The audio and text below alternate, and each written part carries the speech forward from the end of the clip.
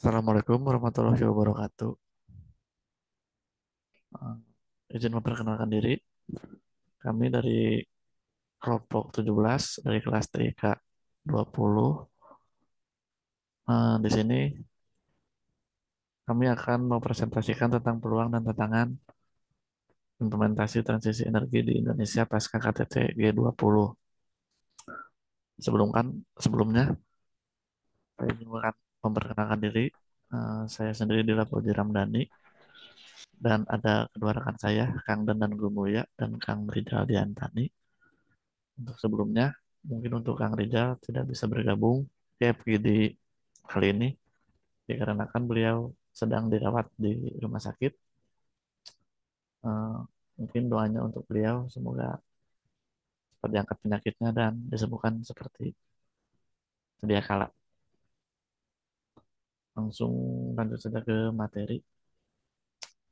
Di sini yang akan kita bahas yaitu peluang dan tantangan implementasi transisi energi di Indonesia pasca KTT G20 Bali.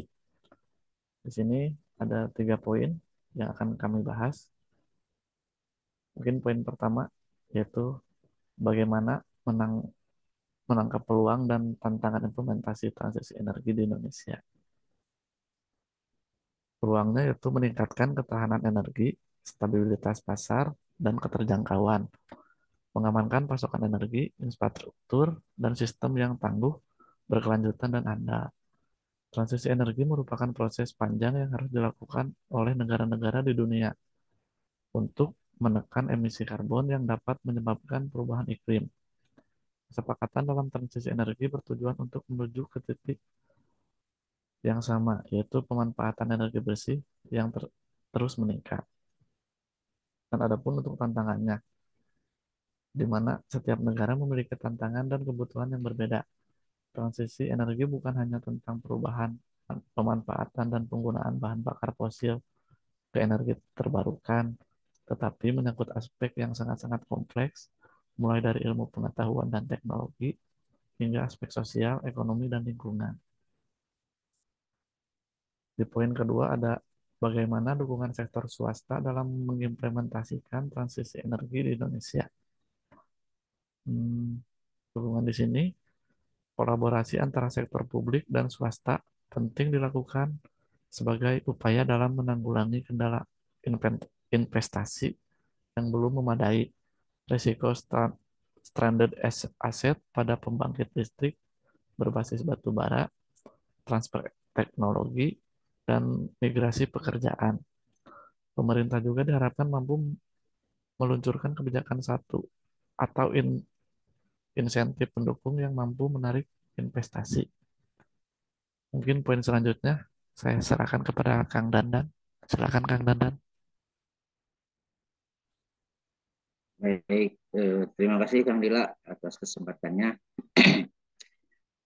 Saya akan sedikit menambahkan mengenai peluang dan tantangan implementasi transisi energi di Indonesia pasca KTT G20 di Bali.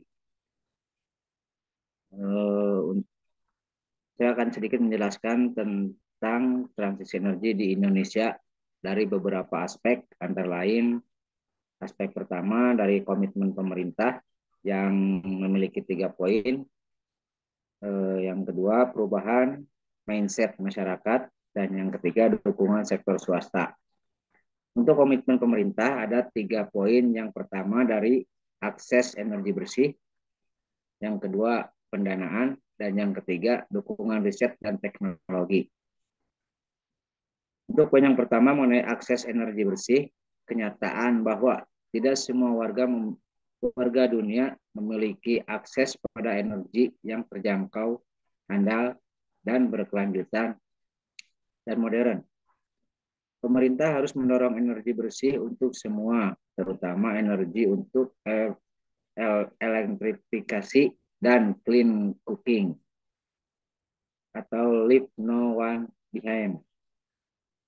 Yang kedua mengenai pendanaan, Presiden menyampaikan proses transisi membutuhkan dana yang sangat besar. Transisi energi membutuhkan proyek-proyek baru, artinya juga dibutuhkan investasi yang baru. Karena itu dibutuhkan eksplorasi mekanisme pembiayaan yang tepat agar tercipta keekonomian, harga yang kompetitif, dan tidak membebani masyarakat. Yang ketiga, mengenai dukungan riset dan teknologi, Presiden menekankan bahwa dalam transisi energi diperlukan peran ilmu pengetahuan dan teknologi untuk menghasilkan teknologi baru yang lebih efisien dan lebih kompetitif, sehingga bisa menurunkan biaya dan meningkatkan nilai tambah pada produk industri energi baru yang terbarukan. Yang poin B, perubahan mindset masyarakat, antara lain konsep, kompetensi, dan konektivitas, termasuk penerimaan masyarakat dalam transisi energi dari fosil ke energi terbarukan, perlu dimatangkan dalam upaya menuju bebas emisi. Pola pikir masyarakat yang selama ini terbiasa dengan penggunaan energi termurah juga mesti dirubah. Untuk poin C, yaitu sektor swasta meminta pemerintah memberikan ruang gerak dan dukungan regulasi yang kuat untuk melakukan langkah dekarbonisasi, misalnya melalui pembeli listrik rendah karbon tanpa perlu menunggu terwujudnya jaringan listrik nasional berbasis energi terbarukan. Demikian mungkin tambahan dari saya.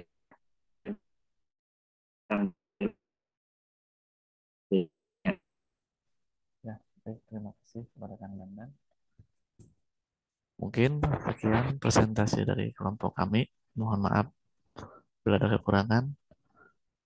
Wassalamualaikum warahmatullahi wabarakatuh. Waalaikumsalam warahmatullahi wabarakatuh.